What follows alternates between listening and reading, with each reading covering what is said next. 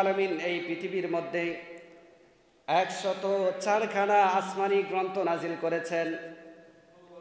যদিও সহিহ বা শক্তিশালী কোনো সনদে বর্ণিত নয়, দুর্বল একখানা হাদিসের মধ্যে এসেছে, নবী সাল্লাল্লাহু আলাইহি সাল্লাম বলেছেন, এই পৃথিবীর মধ্যে আল্লাহ রাব্বুল আলামিন আসমান থেকে 104খানা কিতাব নাজিল করেছেন। এর মধ্যে 100খানা হচ্ছে সহিফা, আর 4খানা হচ্ছে বড় কিতাব। এই 100 সহিফার মধ্যে হাদিসের মধ্যে এসেছে হযরত শীশ আলাইহিস সালাতু ওয়াস সালামের উপরে আল্লাহ রাব্বুল আলামিন 50খানা সহিফা নাজিল করেছেন। 50খানা সহিফা হযরত শীশ আলাইহিস সালাতু ওয়াস সালামের উপরে নাজিল করেছেন। এরপরে আল্লাহর নবী হাদিসের মধ্যে বলেছেন, এবং 30খানা সহিফা হযরত ইদ্রিস আলাইহিস সালাতু ওয়াস সালামের উপরে আল্লাহ নাজিল করেছেন। 10খানা হযরত ইব্রাহিম নবীর উপরে এবং 10খানা হযরত আদম আলাইহিস সালাতু ওয়াস সালামের উপরে আল্লাহ নাজিল করেছেন। এই 100খানা সহিফা আর 4খানা বড় গ্রন্থ, শ্রেষ্ঠ গ্রন্থ। এই শ্রেষ্ঠ গ্রন্থের মধ্যে পড়ে তাওরাত, জাবুর, ইনজিল, কোরআন, এই 4খানা গ্রন্থ।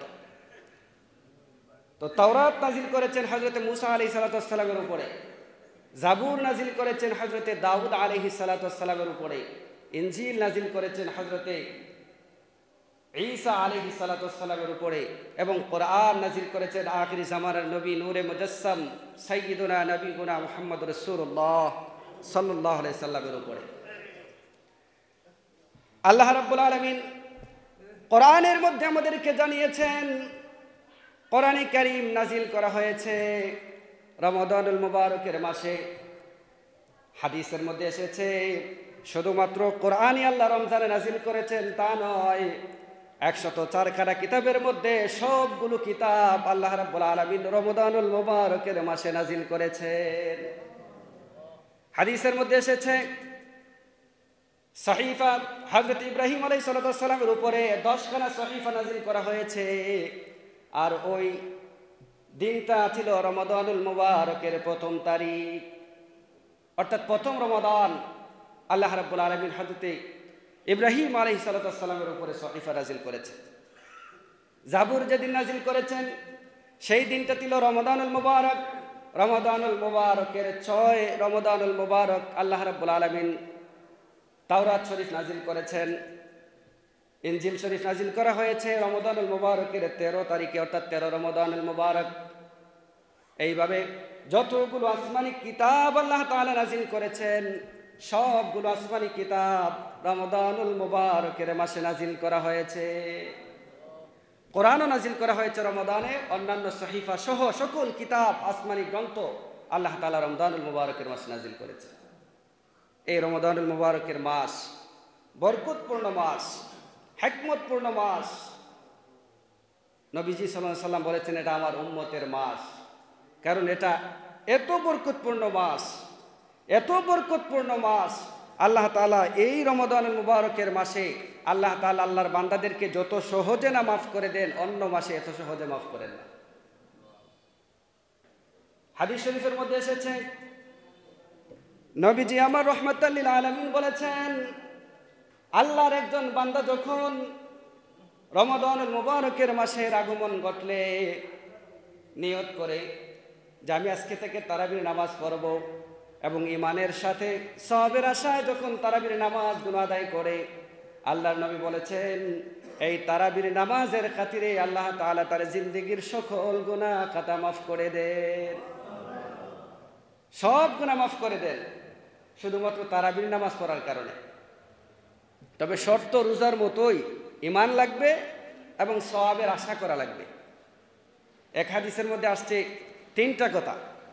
একটা আসছে যেই ব্যক্তি ঈমানের সাথে সওয়াবের আশায় তারাবির নামাজ পড়বে এবং ঈমানের সাথে সওয়াবের আশায় রমাদানুল মুবারকের ফরজ সওমগুলো, ফরজ রোজাগুলো রাখবে, এবং শবে কদরের রাত্রিতে রাত্র জাগরণ করে আল্লাহ তাআলার ইবাদত করবে, বন্দেগী করবে, আল্লাহ তাআলা এই 3 শ্রেণীর, এই 3টা যার মধ্যে পাওয়া যাবে আল্লাহ তাআলা তাদের অতীত জিন্দেগীর সব গুনাহ খাতা মাফ করে দেবেন। তো এত সহজে অন্য মাসের ক্ষমা পাওয়া যায় না।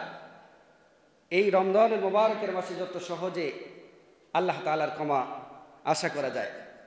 যাই হোক, সম্মানিত হাজিরিন, তো আল্লাহ রাব্বুল আলামিন পবিত্র রমাদানুল মুবারকের মাসে কোরআন নাযিল করেছেন। আর এই কোরআনটা মানব জাতির হেদায়েতের জন্য নাযিল করেছেন।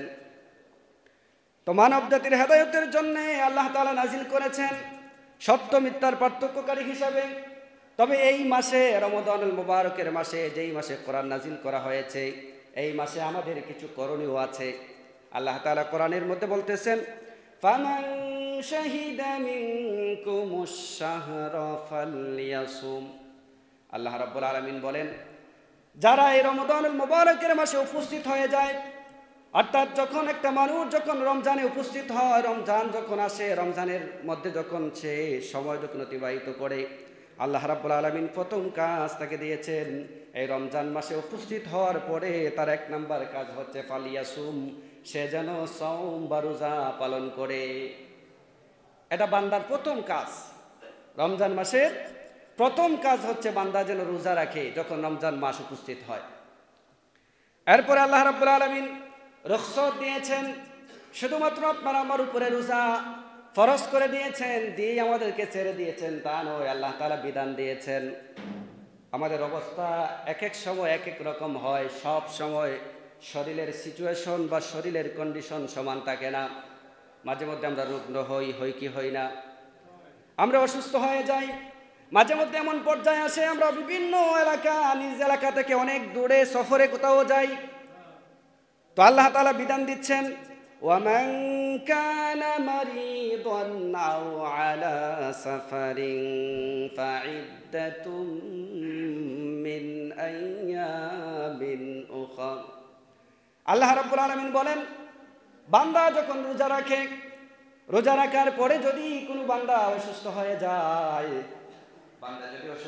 যায়, আর আও আলা সাফারিন, অথবা যদি কেউ সফরে থাকে, মুসাফির হয়ে যায়, যদি কেউ রুগ্ন হয়ে যায়, অথবা কেউ যদি সফররত অবস্থায় থাকে, মুসাফির হয়, আল্লাহ রাব্বুল আলামিন বলছেন ফাইদ্দাতুম মিন আইয়ামিন উখর, অসুস্থতার কারণে তার যে রোজাগুলো ভাঙ্গা পড়বে, ভেঙে যাবে, এবং সফররত অবস্থায় যে রোজাগুলো তার ভাঙ্গা পড়বে, এই রোজাগুলো গণনা করে যেন সে নির্ধারিত একটা সময়ের পরে, অর্থাৎ রমজান মাসের পরে যেন এই নির্ধারিত সংখ্যাটাকে পরিপূর্ণ করে নেয়।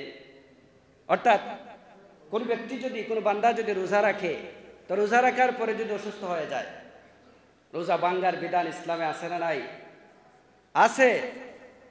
এরপরে যদি কেউ মুসাফির হয়, যতটুকু দূরত্বে অবস্থান করলে, যতটুকু দূরত্বে গেলে একটা মানুষ মুসাফির হয়, তো মুসাফিরের জন্য রোজা ভাঙ্গা জায়েজ আছে। তবে শর্ত হচ্ছে, যখন রমজান অতিক্রম করবে, রমজান যখন শেষ হয়ে যাবে, সে যখন অসুস্থ থেকে সুস্থতা বোধ করবে, যতগুলো রোজা তার রুগ্ন অবস্থায় বাদ পড়েছে, এই রোজাগুলো রমজানের বাহিরে একটা সময়তে রেখে দিবে। 3টা রোজা যদি ভাঙ্গা পড়ে, তাহলে 3টা রোজা রমজানের পরে একটা সময় রেখে দিবে। মুসাফির অবস্থায় যদি সে 3টা বা 4টা যে কটা রোজা ভাঙ্গা পড়বে, এই রোজাগুলো রমজানের বাহিরে একটা সময় করে সে আদায় করে নেবে, যতটা ভাঙ্গা পড়েছে ততটা। তবে স্টেপ 2টা, মুসাফির অবস্থায় এবং অসুস্থ অবস্থায়। এখন যে কোনো সময় ভাঙলে কিন্তু হবে না, অবশ্যই কাফারা দিতে হবে, ফিদিয়া দিতে হবে, অনেক কিছু করতে হবে যদি কেউ ইচ্ছা করে রোজা ভাঙ্গে। আর অসুস্থ অবস্থায় এবং মুসাফির অবস্থায় রোজা ভাঙ্গা জায়েজ আছে। তবে আল্লাহ তাআলা কোরআনের অন্য এক আয়াতের মধ্যে বলেছেন, আগের অংশে, যে ফামান তাতাওয়া খাইরান ফাহুয়া খাইরুল্লাহ ওয়া আন তাসুমু খাইরুল লাকুম। বলা হয়েছে যে মুসাফির অবস্থায় রোজা ভাঙ্গা জায়েজ, কিন্তু রাখাটা উত্তম। মুসাফির অবস্থায় কেউ রাখে, আবার কেউ ভেঙে ফেলে, ভাঙ্গাটা জায়েজ। যদি বেশি কষ্টবোধ হয় তাহলে ভাঙ্গা যাবে, কোনো সমস্যা নেই। তবে যতগুলো ভাঙ্গা পড়বে পরবর্তী সময়ে সেগুলো আদায় করে নেবে। তো আল্লাহ রাব্বুল আলামিন আমাদেরকে বিধান দিয়েছেন, যখন আমরা অসুস্থ হব অথবা মুসাফির অবস্থায় থাকব, এই সময়টাতে কষ্টবোধ হওয়ার কারণে, কষ্টে জর্জরিত হয়ে যাওয়ার কারণে যে রোজাগুলো ভাঙ্গা পড়বে, এই রোজাগুলো রমজানের পরবর্তী একটা সময় আদায় করে নিতে হবে। তো আল্লাহ তাআলা এটা কেন করেছেন? আল্লাহ রাব্বুল আলামিন বলছেন, ইউরিদুল্লাহু বিকুমুল ইসরা ওয়ালা ইউরিদু বিকুমুল উসর। আল্লাহ রাব্বুল আলামিন তার বান্দার উপরে সহজতর বিধান চান। আল্লাহ তাআলা বান্দার উপরে কঠোরতা বা কঠিন বিধান চান না। কঠিন বা কঠোর বিধান যদি আল্লাহ চাইতেন তাহলে রুগ্ন অবস্থায় আল্লাহ রোজা মাফ করতেন? মুসাফির অবস্থায় রোজা আল্লাহ মাফ করতেন? করতেন না, এই সুযোগ দিতেন না। তো আল্লাহ চান যে আমার বান্দার উপরে আমার বিধানটা যেন অতি সহজ হয়, আমার বান্দার উপরে যেন বিধানটা পালন করাটা যেন কঠিন না হয়। এই জন্য আল্লাহ তাআলা রুগ্ন অবস্থায় এবং মুসাফির অবস্থায় রোজা ভাঙ্গার বিধান দিয়েছে। তো আল্লাহ রাব্বুল আলামিন বলেন, আমার বান্দার উপরে আমি কঠোরতা চাই না। আমার বান্দা যেটা সহজ হবে, কোরআনে সূরা বাকারার ভিতরে আল্লাহ রাব্বুল আলামিন বলেছেন, লা ইউকাল্লিফুল্লাহু নাফসান ইল্লা বুসআহা। বান্দা পারে না, বান্দা অপারগ, বান্দা অক্ষম, এমন কাজ আল্লাহ তাআলা বান্দার উপরে চাপিয়ে দেন না। অর্থাৎ আল্লাহ তাআলা চান বান্দা যেন সহজভাবে আল্লাহর বিধানগুলো মানতে পারে। এই জন্য একটা বিধানের অসংখ্য শাখা প্রশাখা থাকে। স্টেপ বাই স্টেপ একটা মানুষ যদি দাঁড়ায় নামাজ পড়তে না পারে, ইসলাম তাকে বসে নামাজ পড়ার বিধান দিয়েছে। কেউ যদি বসেও না পারে তাহলে শুয়ে শুয়ে ইশারার মাধ্যমে নামাজ পড়ার বিধান ইসলাম আপনাকে আমাকে দান করেছে। কত সহজ! অথচ আল্লাহ চাইলেই বলতে পারতেন যে সর্ব অবস্থাতে দাঁড়িয়ে নামাজ পড়তে হবে, বসে নামাজ পড়া যাবে না, এই বিধান আল্লাহ দিতে পারতেন। কিন্তু আল্লাহ বলেছেন, লা ইউকাল্লিফুল্লাহু নাফসান ইল্লা উসআহা। বান্দা তুমি দাঁড়াতে অক্ষম, না দাঁড়িয়ে বসেই তুমি নামাজ আদায় করো, তোমার নামাজ আমি আল্লাহ কবুল করে নেব। দাঁড়াতেও পারো না, বসেও নামাজ আদায় করতে পারো না, শুয়ে শুয়ে কিবলার দিকে পাগুলো লম্বা করে দিয়ে আমি আল্লাহর কাছে ইশারার মাধ্যমে সেজদা রুকুগুলো আদায় করো, আমি আল্লাহ তোমার সেই নামাজও কবুল করে নেব। আল্লাহ তাআলা বলেছেন, الذين يذكرون الله قياما وقعودا وعلى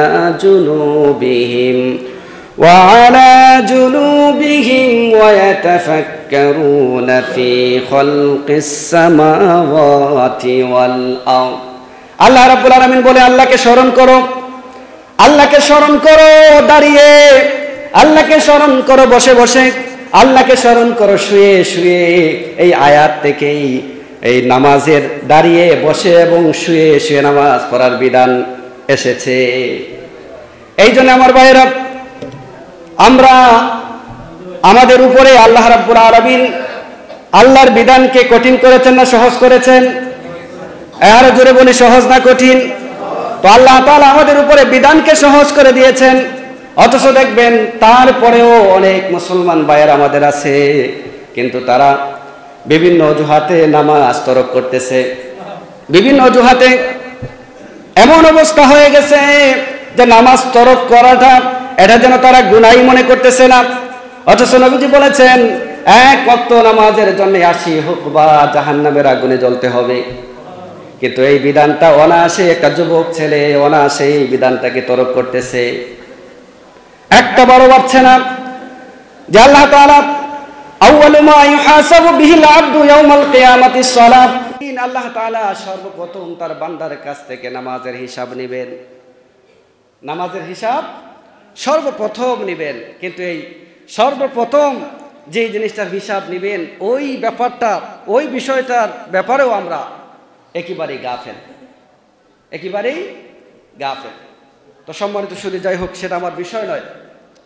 তো আল্লাহ রাব্বুল আলামিন আমাদের উপরে বিধানটাকে সহজ করে দিয়েছেন, যাতে করে আমরা অক্ষমরা, আমরা দুর্বল যারা আছি, আমরা যাতে আল্লাহর বিধানটাকে সহজভাবে নিজেদের মতো করে মানতে পারি। যদি দাঁড়াইতে না পারি বসে পড়বো, বসে না পারি শুয়ে শুয়ে পড়বো, তবে শুয়ে শুয়ে পড়েও ইশারার মাধ্যমে আল্লাহর বিধানকে পালন করতে হবে। আল্লাহ রাব্বুল আলামিন বলেছেন, ওয়ালিতুকমিলুল ইদ্দাতা ওয়ালিতুকাব্বিরুল্লাহা আলা মা হাদাকুম। আল্লাহ রাব্বুল আলামিন বলেন যে আল্লাহ তাআলা আল্লাহর বিধানগুলোকে সহজ করে দিয়েছেন যাতে বান্দার জন্য পালন করা সহজ হয়। অত্যন্ত সহজ করে আল্লাহ তাআলা বিধান দিয়েছেন যে যেই রকম অবস্থায় থাকবে, যেই রকম পরিস্থিতিতে থাকবে, সেই পরিস্থিতিতে যেন সে আল্লাহর বিধান মানতে পারে, তারপরেও যেন বান্দা আল্লাহর বিধানকে লঙ্ঘন না করে। কিন্তু আল্লাহ তাআলা আমাদের উপরে এত সহজ করে দিয়েছেন, তারপরেও আমরা যেন এটাকে কঠিন মনে করে আল্লাহর বন্দেগী, আল্লাহর ইবাদতের দ্বারস্থ যেন হই না। কেন হই না? কারণ শয়তান আমাদের কলবের সাথে মিশে গেছে, আমাদের রগে রগে শিরায় উপশিরায় শয়তান আমাদের সাথে মিশে গেছে, যার কারণে সর্বদাই আমরা পাপের সাথে জড়িত থাকি। পাপ কাজ আমাদের ভালো লাগে, আর পাপ কাজ ভালো লাগাটাই স্বাভাবিক। আল্লাহ রাব্বুল আলামিন বলেছেন, ওয়ামা উবাররিউ নাফসি ইন্নান নাফসা লাআম্মারা। আল্লাহ রাব্বুল আলামিন বলেন, মানুষের নফসটা হচ্ছে খারাপ প্রবণতা প্রবণ, অর্থাৎ সবসময় খারাপ জিনিসটা মানুষের নফসের জন্য ভালো লাগে। খারাপ জিনিসগুলো, খারাপ কাজগুলো ভালো লাগে, যেটাকে নফসে আম্মারা বলা হয়। এটা অত্যন্ত খারাপ নফস, এটা শুধু চায় খারাপ কাজ। দেখবেন আপনি যান ওয়াজের জন্যে, একজনের কাছে গিয়ে বলেন, ভাই আগামী অমুক দিন ওয়াজ করাবো, ওয়াজের মধ্যে শরীক থাকেন, কিছু হাদিয়া দেন, হাদিয়া দিবে 10 টাকা। গানের জন্য যান আপনি, যে ভাই নোবেল আসবে, অমুক আসবে, তমুক আসবে, অনেকেই আসবে, মেয়েরাও আসবে, শিল্পী মেয়েরা, মহিলা শিল্পী যারা, ওরাও আসবে, শরীক থাকো। দেখবেন এই শরীক টাকাটাও 5,000, 10,000, 20,000-এর নিচে হয় না। আল্লাহ জাহান্নাম তোমার জন্য বানাইছে, তোমার জন্য বানাইছে না অন্য কারোর জন্য বানাইছে? আল্লাহ বলেছেন, ওয়ালাকাদ যারানা লি জাহান্নামা কাসীরাম মিনাল জিন্নি ওয়াল ইনস। আল্লাহ বলেছেন, অধিকাংশ মানুষকেই জাহান্নামের লাকড়ির জন্য বানানো হয়েছে। তো যারা গানের আয়োজন করে, যারা গানকে প্রমোট করে, যারা গানের মধ্যে যায়, গান থেকে স্বাদ উপভোগ করে, জাহান্নামে তারা যাবে না, নয়তো যারা ঈশান করা মসজিদে নামাজ পড়ার জন্য আসছে তারা যাবে।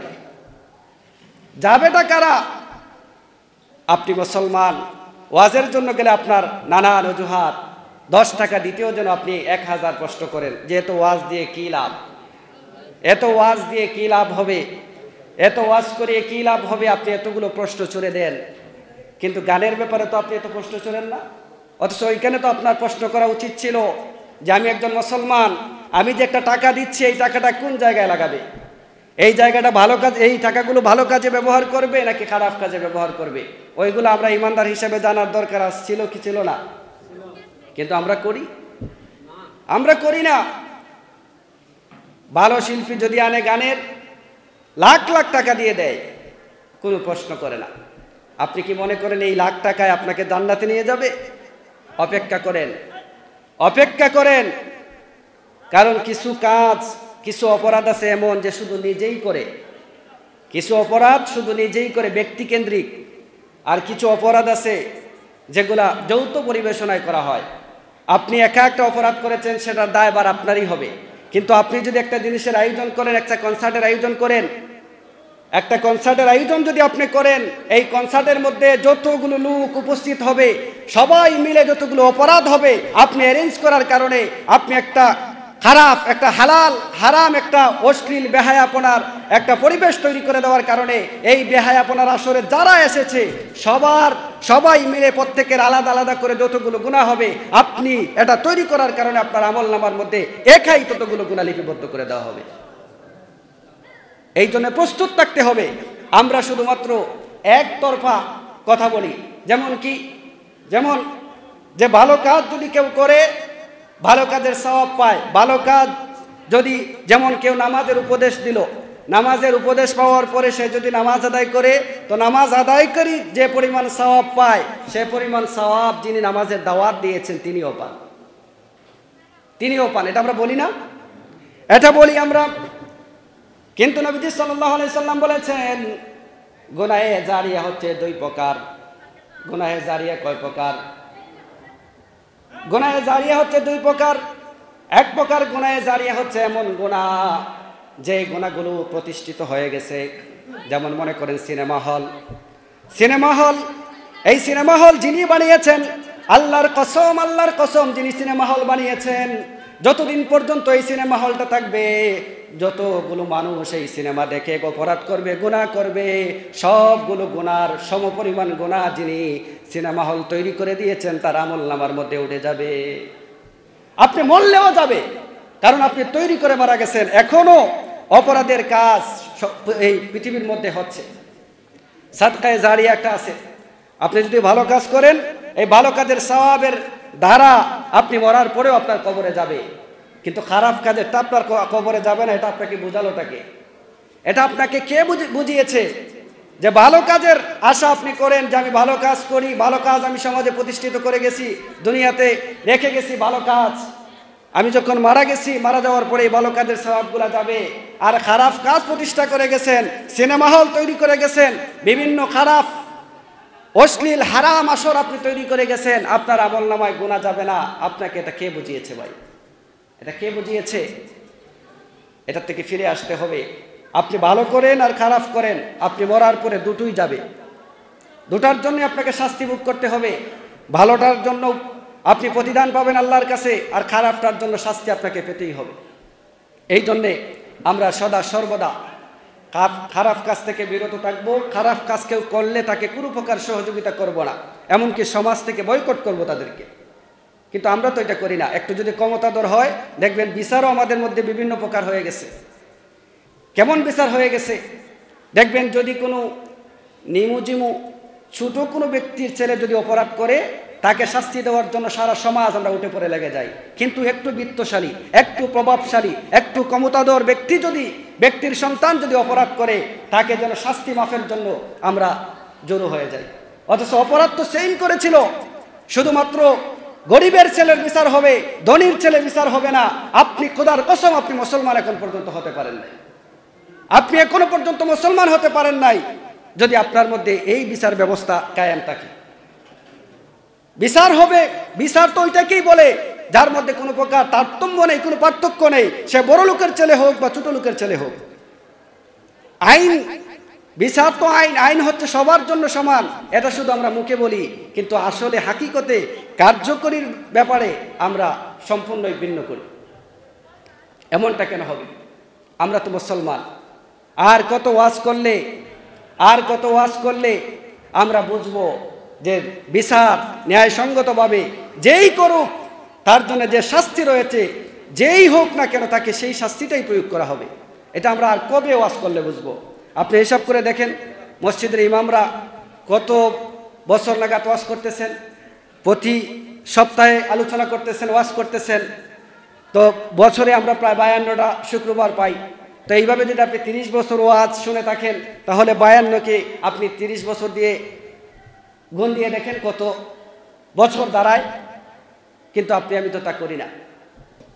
আমি শুধু আলোচনা শুনি, ইমাম সাহেব ওয়াজ করতেছেন, ওয়াজ শুনতেছি, যাক বেশ ইমাম সাহেব ওয়াজ করেছেন, মসজিদে শুনেছি, এখন তো বের হয়ে গেছি, এখন তো আরেকটা জগৎ, আগের জগৎটা তো ছিল একটা, এখন আরেক জগতে আছি। যাই হোক, এখন যা করি এর জন্য কোনো কিছু করতে হবে না, কোনো পাকড়াও করতে হবে না, কোনো পাকড়াওয়ের শিকারও আমাকে হতে হবে না, এটা আমরা ধরে নেই।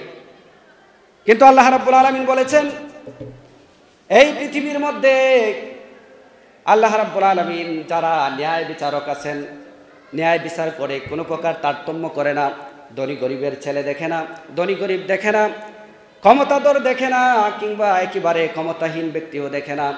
অপরাধ যেই করেছে, যে অপরাধের জন্য যে শাস্তি নির্ধারিত সেই শাস্তি প্রদান করে থাকে।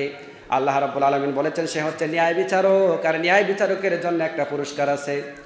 নবীজি সাল্লাল্লাহু আলাইহি সাল্লাম বলেছেন, যারা সমাজের মধ্যে ন্যায় বিচার করে, বিচার মীমাংসা করে, ন্যায় বিচার প্রতিষ্ঠা করে, আল্লাহ রাব্বুল আলামিন জান্নাতের মধ্যে আল্লাহ রাব্বুল আলামিন তার জন্য একটা নির্ধারিত কামরা তৈরি করে রেখেছেন। ওই কামরার মধ্যে ন্যায় বিচারকদেরকে রাখা হবে, ন্যায় বিচারকদের রাখা হবে। আমি দেখি বলতেছি, একজন বিচারক আছেন, দেখেছি আমি 2 জায়গায় 2 ধরনের বিচার হচ্ছে। অপরাধ সেম, কিন্তু বিচার হচ্ছে, রায় হচ্ছে 2 ধরনের, 2 ধরনের রায় হচ্ছে। এটা কেন হবে? নিশ্চয়ই গাফলা আছে। কিন্তু আপনি বিচারক, আপনি মনে রাখবেন, আপনি একটু বুঝেন, হয়তোবা সমাজকে বোঝানোর ক্ষমতা রাখেন, এই ক্ষমতা দিয়েছে কে? তো আল্লাহ আপনাকে ক্ষমতা দিয়েছে, আল্লাহ আপনাকে বোঝার ক্ষমতা দিয়েছে, বোঝানোর ক্ষমতা দিয়েছে। আপনি আল্লাহর কাছ থেকে পেয়ে আপনার মন মতো করে ব্যবহার করতে পারেন না। অবশ্যই আপনি আল্লাহর কাছে পাকড়াও হবেন, আল্লাহ আপনাকে ধরবে, ধরার মতো ধরবে, তখন আর ছাড় পাবে না। অপেক্ষা করতে হবে সেই সময়ের জন্যে। এই জন্য আমরা যারা আমাদের মধ্যে যারা বিচারক আছেন, আমি অনুরোধ করব বিচার ন্যায়সঙ্গত করবেন, বিচার ন্যায়সঙ্গত করবেন। মনে রাখবেন, দুনিয়ার মানুষকে খুশি করার জন্য নয়, আপনি আল্লাহকে খুশি করার জন্য বিচার করবেন। দেখবেন আল্লাহ আপনার সমাজের মধ্যে আপনার সম্মান আল্লাহ তাআলা আরো বহু গুণে বাড়াইয়া দেবে। বিচারকদের সম্মান আমাদের সমাজে আছে না নাই? যারা বিচার করে তাদের কদর আছে। অনেক সম্মানী ব্যক্তি, অনেক সম্মানী পার্সন তারা, কিন্তু অনেক সময় এই সম্মানী ব্যক্তিগুলো অপমানিত হয়ে যায় শুধুমাত্র কিসের কারণে? ন্যায় বিচার না করার কারণে। এই জন্য আমরা সবসময়ই যতদিনই বিচার করব, যখনই বিচার করব, বিচারটা যেন ন্যায়সঙ্গত হয়। মনে রাখবেন, আপনি দুইজন, একজন পক্ষ বিপক্ষ, আপনি একজন অবশ্যই একজন অন্যায়কারী এবং একজন ন্যায়কারী। দুইজনের তো ন্যায় হতে পারে না, একজন অন্যায় একজন ন্যায় থাকবে, এটাই স্বাভাবিক। তো আপনি যিনি অন্যায় তাকে ন্যায় বানিয়ে দিলেন, যিনি ন্যায় তাকে অন্যায় বানিয়ে দিলেন আপনি। কিন্তু আপনি কাকে খুশি করেছেন? যিনি অন্যায় ছিল তাকে ন্যায় দেওয়ার কারণে সে আপনার উপরে খুশি। কিন্তু আল্লাহর কসম, যিনি ন্যায় ছিলেন তাকে আপনি অন্যায় বানিয়ে এত বড় অপরাধ করেছেন, তাকে আপনি মাজলুম করে দিয়েছেন। সে যদি আপনি ধ্বংসের জন্য দোয়া করে, এই মাজলুমের দোয়া বিনা দলিলে কোনো প্রকার পর্দা ছাড়া সরাসরি আল্লাহ তাআলা কবুল করে নেয়। তখন আপনার জন্য দোয়া করলে আপনার অবস্থা কোন জায়গায় গিয়ে দাঁড়াবে? আপনি হিসাব মিলাবেন, নিজের সাথে, চরিত্রের সাথে মিলাবেন। কিন্তু আপনি খুশি করার কথা ছিল যিনি ন্যায়, তার পক্ষে রায় দিয়ে আপনি ইনসাফ করে তাকে খুশি করার কথা ছিল, কারণ তার খুশির মধ্যে আল্লাহর খুশি ছিল। কিন্তু আপনি অন্যায়কারীকে ন্যায়ের পক্ষে রায় দিয়ে, অন্যায়কারীকে ন্যায় বানিয়ে আপনি মিথ্যা বিচার করার কারণে, আপনি ষড়যন্ত্র করে অন্যায়টাকে ন্যায় বানানোর কারণে তাকে আপনি ন্যায়কারীকে, যিনি ন্যায় ছিলেন তাকে আপনি মাজলুম বানিয়ে দিয়েছেন। তার দোয়াকে আপনি ভয় করুন, তার দোয়াকে ভয় করুন। সম্মানিত সুধী, আমরা মুসলমান, আমাদের একটা শক্তি আছে। আমাদের শক্তিটা কি? আমাদের শক্তিটা হচ্ছে কোরআন। নবীজি সাল্লাল্লাহু আলাইহি ওয়াসাল্লাম বলেছেন, যারা কোরআন দিয়ে বিচার করে তারা ন্যায় বিচার করে। কি করে? ন্যায় বিচার করে। এখন যারা অধিকাংশই যারা বিচার করে, আমরা যারা সমাজে যারা বিচার করি, তাদের কাছ থেকে ন্যায় বিচার আমরা কিভাবে আশা করব? কারণ অধিকাংশরাই তো কোরআন পড়তেই জানে না। কোরআন ভিতরে কি আছে, তফসিরে কি আছে, ওইটা বোঝা তো দূরে থাক, কোরআন পড়তেই জানে না। তো তাদের থেকে বিচার করাবেন, বিচার পাবেন, ন্যায়সঙ্গত বিচার পাবেন কোথার থেকে? আপনি কোথার থেকে পাবেন? আপনি আমাকে দেখান। নবীজি বলেছেন, যারা কোরআন দিয়ে বিচার করে তারা ন্যায় বিচার করে। কোরআন তো পড়েই না, কোরআন পড়ে না এমন বিচারেও আছে যারা নামাজেও আসে না। তাদের কাছ থেকে আপনি কি আশা করবেন? ন্যায় বিচার পাবেন কোথার থেকে? এই কোরআনের দ্বারস্থই তো আমরা হই না, কোরআনের দ্বারে কাছেও আমরা নাই, ন্যায় বিচার পাবো কোথায়? আমরা দেখবেন আগের একটা সময় ছিল, মসজিদের ইমামরা বিচার করত, কাজী সাহেব হতো, তারা বিচারকদেরকে কাজী বলা হতো। তো কাজী সাহেবরা কি করতো? বিচার করতো, বিচারের ফায়সালা দিত, কোরআন নিয়ে যেত, কোরআন নিয়ে কোরআনের রায় অনুযায়ী, হাদিসের রায় অনুযায়ী তারা বিচার করত। এর মধ্যে অন্যায় বিচার থাকতো না, কারণ কোরআনের আয়াত দেখিয়ে বিচার করতে হতো, হাদিসের ইবারত দেখিয়ে বিচার করতে হতো। তখন ন্যায়কে অন্যায়, অন্যায়কে ন্যায় বানানোর সম্ভাবনা থাকতে পারে? কারণ যারা উপস্থিত থাকবে তারাও তো দেখবে কোরআনের আয়াত আল্লাহ এটাই বলেছে, কোরআনের আয়াত আল্লাহ এটাই বলেছে, যেটা কোরআনে পাওয়া যাচ্ছে না, নবীদের হাদিসের মধ্যে আছে। তো নবীজি হাদিসের মধ্যে আয়াত এটাই দিয়েছেন। তখন এটা কি অন্যায় হওয়ার সম্ভাবনা আছে? সম্ভাবনা নাই। কিন্তু আমাদের মধ্যে, আমাদের সমাজে বা আমাদের দেশে যে সমস্ত বিচার হয়, অধিকাংশরাই তো কোরআনের ব্যাপারে অজ্ঞ। আল্লামা ডক্টর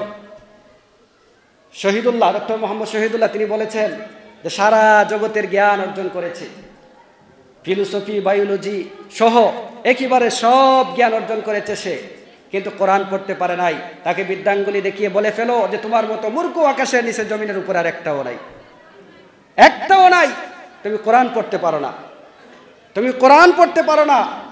এই কোরআন তোমাকে সঠিক রাস্তা দেখাচ্ছে, কিন্তু তুমি এই কোরআন না পড়তে পারার কারণে এই কোরআনের সঠিক রাস্তাটা তুমি নিতে পারতেছো না। যাই হোক, সম্মানিত সুধী, সময় শেষ হয়ে গেছে, আমি আর আলোচনা দীর্ঘায়িত করব না। তো আমরা যা কিছু আলোচনা করেছি, শুনেছি, আল্লাহ তাআলা যেন আমাদের সবাইকে আমল করার তৌফিক দান করেন, এবং আমরা যারা বিচার করি যেন ন্যায় বিচার করি, যত দূর পারি সব সময় যেন ন্যায়ের পক্ষে থাকি। ন্যায়ের পক্ষে থাকলেই আপনি, যিনি ন্যায় আছেন তিনিও খুশি থাকবেন, আর ন্যায়ের পক্ষে সদা সর্বদা আল্লাহ আছে। অন্যায়কারীকে নারাজ করবেন, এটা স্বাভাবিক। অন্যায়কারী আপনার উপরে নারাজ হবে, অন্যায়কারীর নারাজ হওয়াতে আপনার কিছু যায় আসে না, কারণ আল্লাহ আপনাকে পাকড়াও করবে না, কারণ অন্যায়কারী তো অন্যায়, তাকে শাস্তি দিতে হবে, প্রকাশ্যে শাস্তি দিতে হবে। যদি ইসলামী রাজ কায়েম হয় পৃথিবীর মধ্যে, তাহলে দেখবেন এই আইনগুলো চলবে। অপরাধ দিনের পর দিন বাড়তেছে শুধুমাত্র ইসলামী হুকুমত পৃথিবীর মধ্যে না থাকার কারণে। ইসলামী হুকুমত যেদিন কায়েম হবে, কোরআন অনুযায়ী হাদিস অনুযায়ী যেদিন বিচার কার্য করা হবে, একটা হারাম করের জায়গায় বাংলার জমিনে হবে না। বাংলার জমিনে এই হারাম করেরা মাথা উঁচু করে দাঁড়াতে পারবে না। তখন বিচার করবে কোরআন দিয়ে, কোরআনের যোগ্য যারা, কোরআন যারা বুঝে তারাই বিচার করবে, মূর্খরা বিচার করবে না। মূর্খরা যখন বিচার করবে তখন তো বিচারের মধ্যে ভুল হবেই। মূর্খরা যখন বিচার করবে তারা তো সঠিক গাইডলাইন অনুযায়ী বিচার করবে না, তাদের নিজেদের নফসের মাধ্যমে তারা বিচার করবে, তাদের মন যেটা বলবে ওইটাই তারা কার্যকর করবে সমাজের মধ্যে। যাই হোক, সম্মানিত শুধু আল্লাহ তাআলা যেন আমাদের সবাইকে ইনসাফের উপরে থাকার, ন্যায়ের সাথে থাকার, অন্যায়ের বিরুদ্ধে লড়াই করে ইসলামী হুকুমতের পক্ষে এবং ইসলামী হুকুমতের বিপক্ষে যেন আমাদেরকে থাকার এবং কোরআন এবং হাদিসের আলোকে যেন জীবনটাকে পরিচালনা করার তৌফিক যেন আল্লাহ তাআলা আমাদের সবাইকে দান করেন, এই আশা মহান আল্লাহ তাআলার দরবারে ব্যক্ত করে সংক্ষিপ্ত আলোচনা এখানে শেষ করছি। ওয়া আখিরু দাওয়ানা আনিল হামদুলিল্লাহ।